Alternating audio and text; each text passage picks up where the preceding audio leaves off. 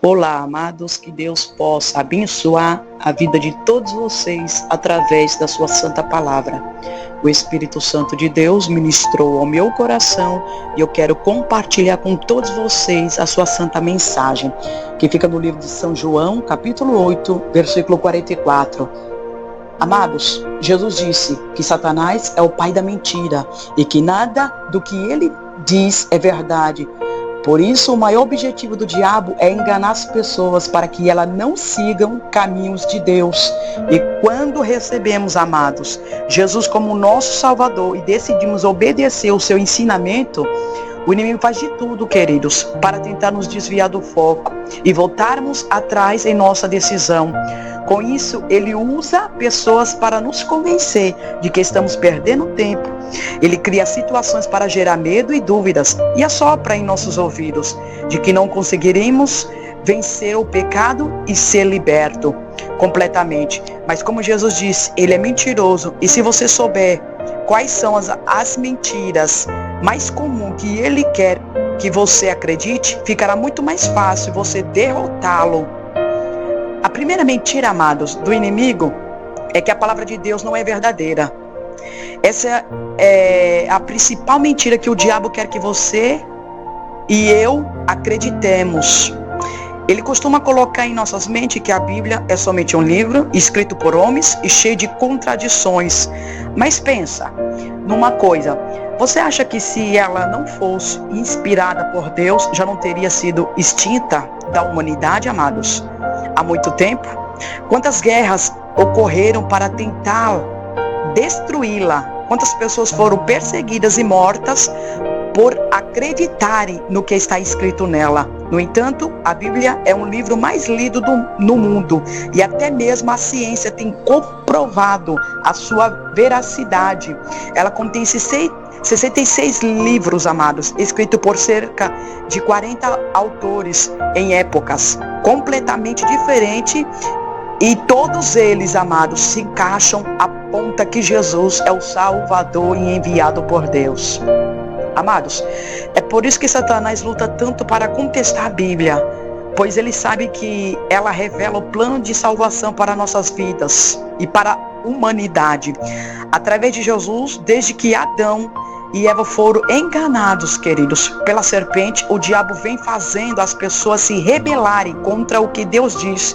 E com isso, mais e mais pessoas têm sofrido as graves consequências por desobedecer o Senhor. Lembre-se disso, querido. O mundo pode não cumprir a Bíblia, mas a Bíblia se cumpre no mundo. Basta assistir os jornais e você verá, amados, que tudo que está escrito na palavra de Deus está se cumprindo fielmente. Amados, a segunda mentira do diabo, na verdade, é que Deus vai abrir uma exceção no seu caso. O diabo sopra essa mentira em nossos ouvidos todos os dias. Pode cometer aquele pecado, você merece, você já está na igreja há tantos anos. E por isso Deus não vai se importar se você der uma escapadinha de vez em quando, não é assim? No entanto, eu nunca vi, amados, Deus abrir exceções para o pecado, para ninguém, nem mesmo para os maiores homens da Bíblia.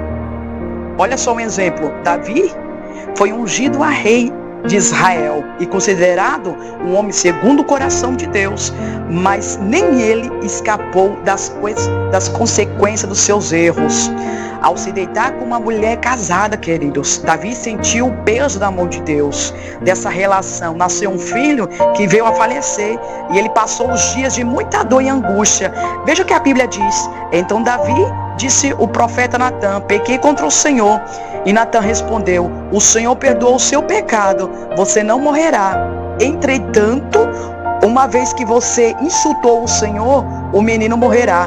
Depois que Natã foi para casa, o Senhor fez adoecer o filho que a mulher de Urias dera a Davi.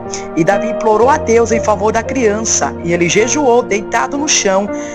Os oficiais do palácio tentaram fazê-lo levantar do chão, mas ele não quis e recusou comer 7 dias depois, e a criança morreu. Segundo Samuel, capítulo 12, versículo 13 e o 18, amados. Percebe que Deus perdoou Davi e o livrou da morte, mas a mesma forma o Senhor te perdoa todas as vezes que você pecar.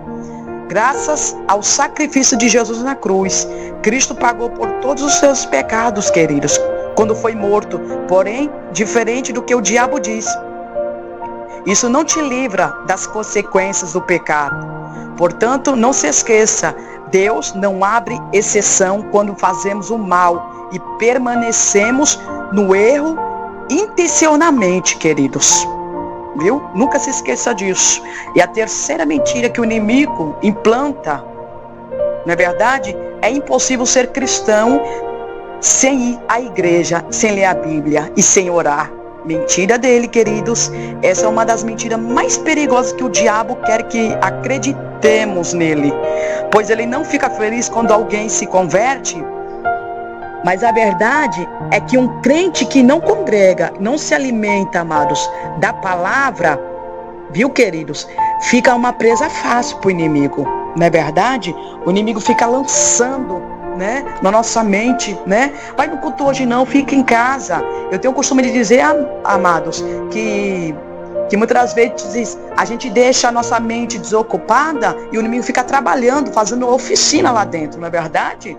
E lançando, implantando, semeando. Amados, a Bíblia diz que o rei Davi, né, ele era pastor de ovelhas, e quando ele estava no pasto, a Bíblia nos diz que ele pegava o óleo, aleluia, e jogava, lançava sobre a cabeça das ovelhinhas, querido. Por quê? Porque naquele tempo, né, pousava ali as moscas farejeiras, né, e quando ela pousa, queridos, né, ela quer criar ninho, não é verdade? Então nós temos que estar cheio, amados, da graça de Deus, do óleo da unção, não é verdade? Da palavra, da graça, amados. E nós sabemos que temos que estar congregando. A Bíblia diz assim, não deixei a vossa congregação como costume de muitos, não é verdade?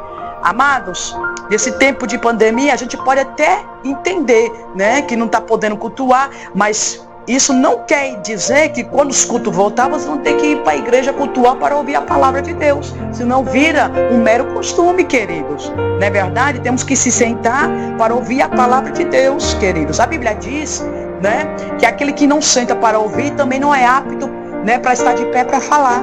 E a gente vê muitas pessoas querendo falar aquilo que não está vivendo. Não é verdade? Né? A gente tem que se sentar para ouvir o Senhor falar, queridos. Eu tenho o costume de dizer que tem seguidores de Cristo e tem discípulos, né? Uma diferença, seguidores de Cristo é aqueles que, né, quando vem um pregador de nome ou vem alguém muito usado por Deus, não é verdade? Né? A igreja fica superlotada, né? Porque sabe que Deus usa, não é verdade? Esses são seguidores, né? Que só quer ficar, amados, só com os milagres, com as revelações, não é verdade? Mas aquele que é discípulo, oh aleluia, ele se senta para ouvir o Senhor ensinar, para ouvir o Senhor instruir, não é verdade? Discípulo é aquele que o Senhor ensina e ele está ali para aprender, queridos. Não é verdade? Aos pés do mestre, né? E a quarta mentira do diabo, não é verdade?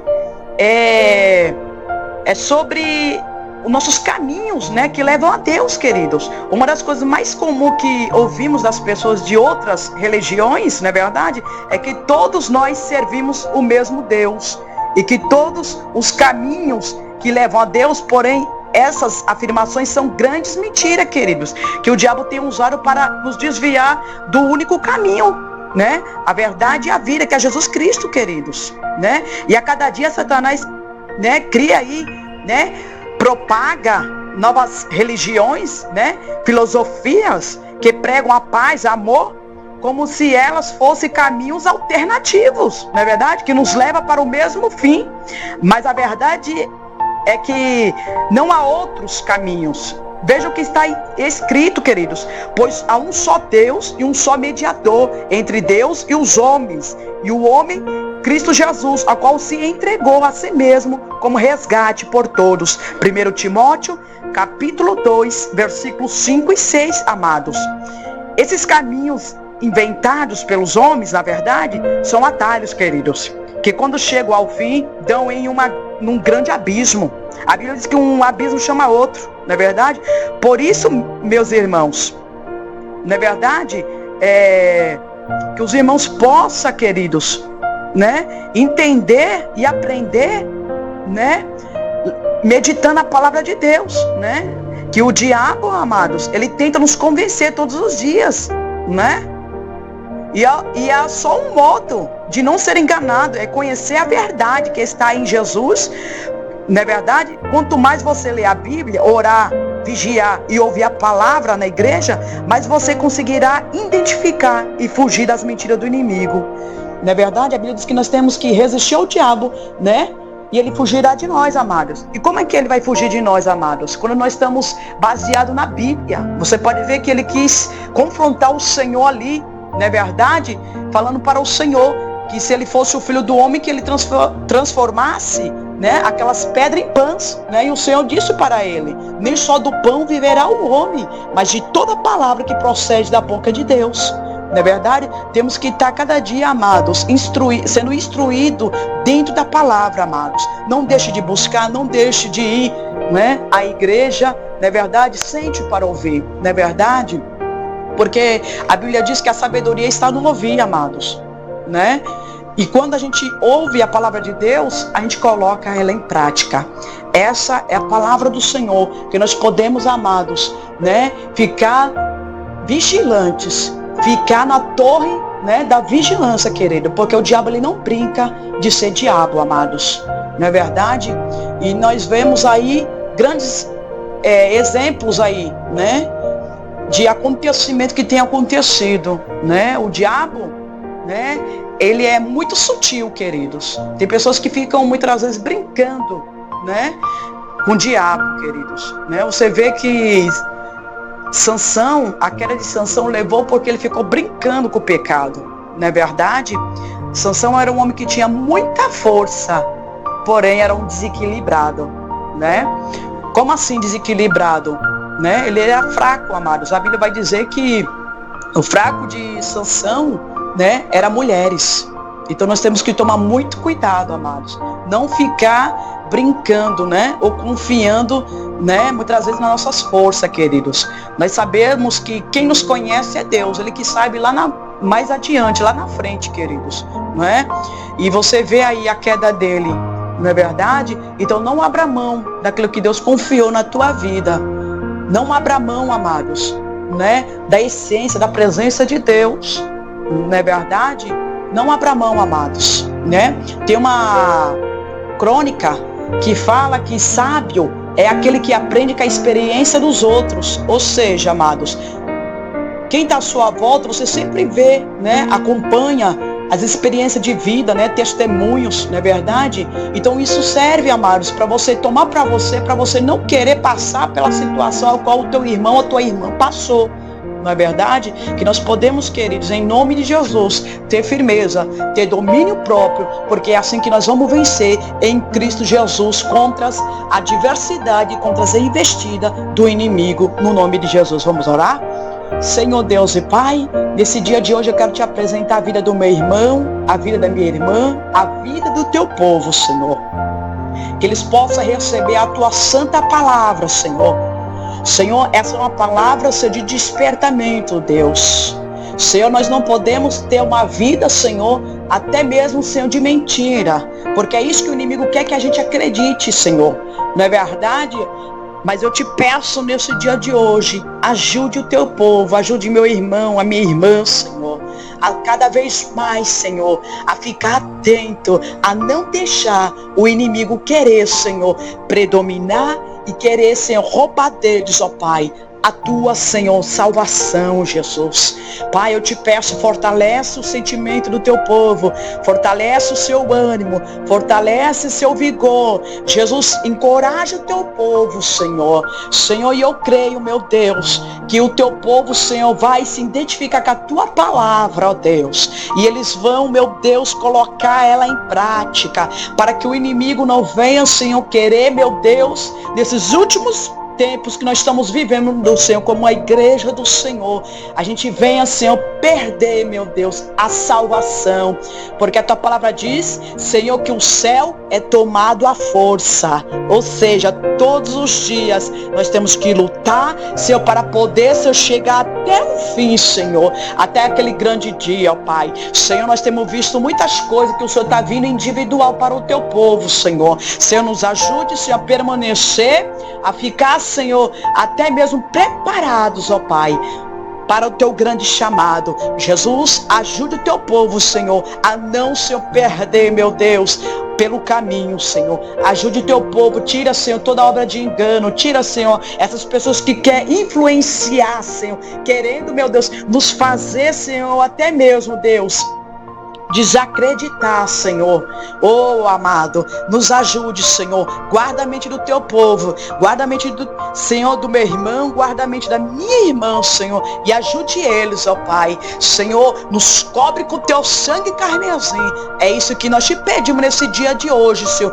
Dai-nos, Senhor, a tua graça, porque é tua graça, Senhor, que nos basta.